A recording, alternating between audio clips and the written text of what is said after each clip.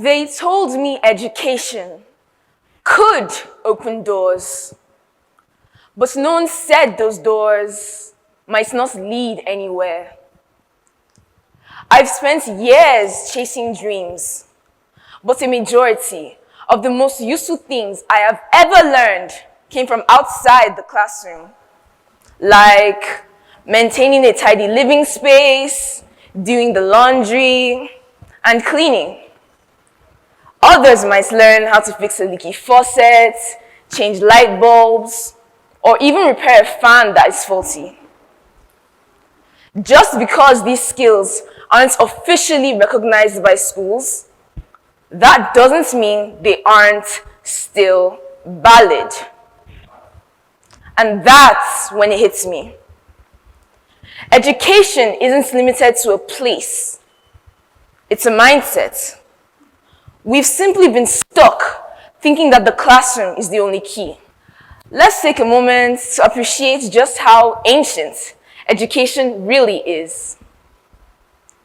We're talking ancient Egypt, where scribes were trained in the arts of reading and writing.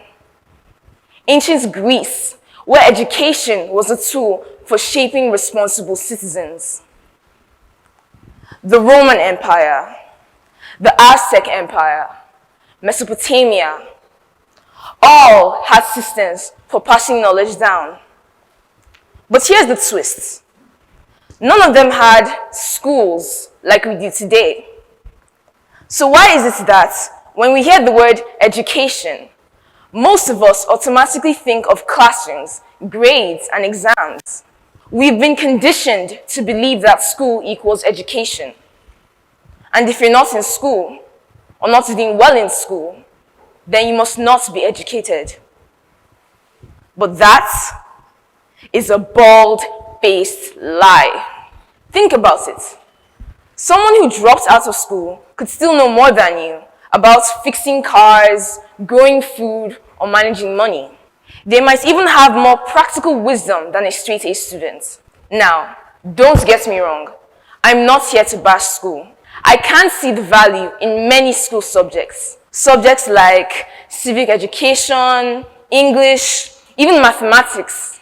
Well, on a good day. A very, very good day. But when we reduce education to just scores and grades, we miss the point. We start to learn for the test, not for life. We cram for exams, forget the material, and call it success. Well, let me tell you something. Grades might measure performance, but they don't evaluate potential.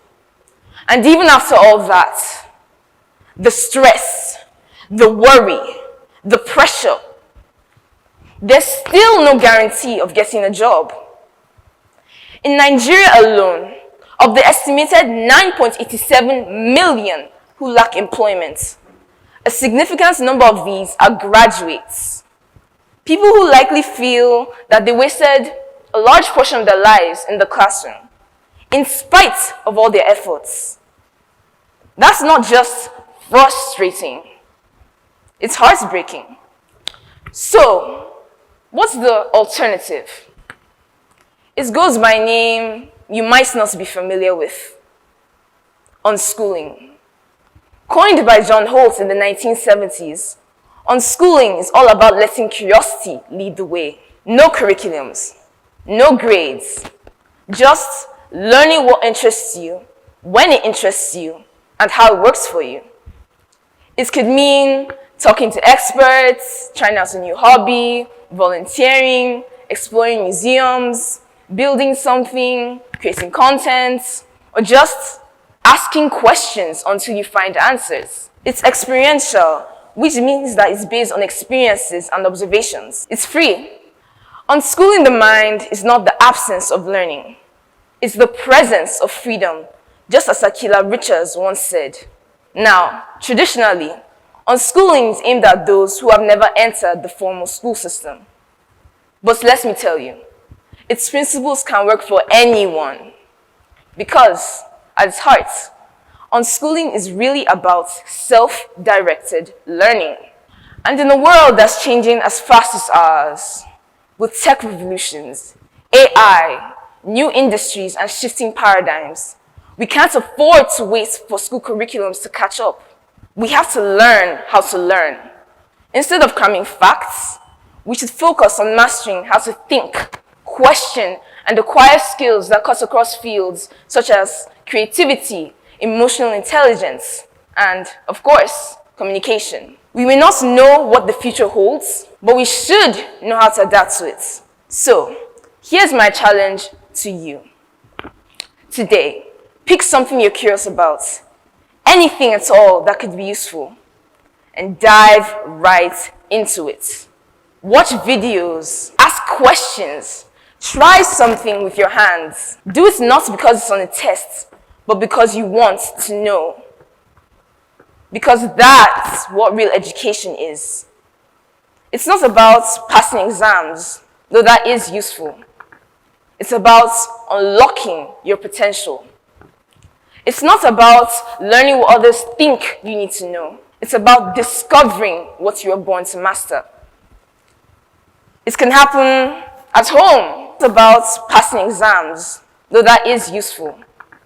It's about unlocking your potential. It's not about learning what others think you need to know. It's about discovering what you are born to master. It can happen at home, online, on the go, practically anywhere and everywhere. It's not limited to classrooms and subjects alone. It is a part of life itself. So don't just stay in school. Don't simply wait for the system to feed you information. In the words of the Greek philosopher Plutarch, the mind is not just a vessel to be filled, but a fire to be kindled. Curiosity is the fuel. Experience is the vehicle. And school is simply one of the many roads to endless possibilities.